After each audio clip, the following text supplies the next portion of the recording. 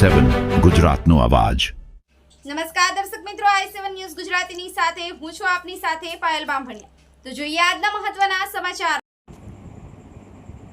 શહેરા તાલુકા તથા સમગ્ર 124 શહેરા વિધાનસભા મત વિસ્તારમાં આનંદની લાગણી છવાઈ ગઈ છે, કારણ કે નાફેડના ચેરમેન, ગુજરાત વિધાનસભાના ઉપાધ્યક્ષ તેમજ શહેરાના પ્રજાવત્સલ ધારાસભ્ય જેઠાભાઈ ભરવાડ ફરી એકવાર પ્રચંડ બહુમતી સાથે પંચામૃત ડેરીના ચેરમેન પદે બિનહરીફ ચૂંટાયા છે।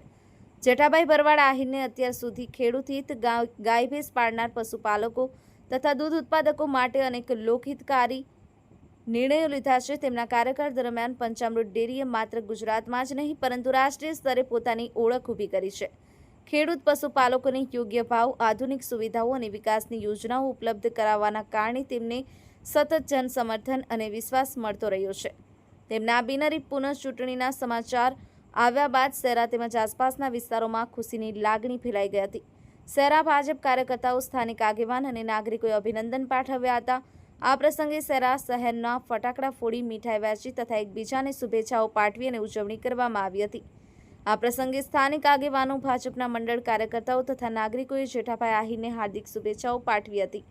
Sahil Sheikh, i7 news Gujarati, Panchmahal.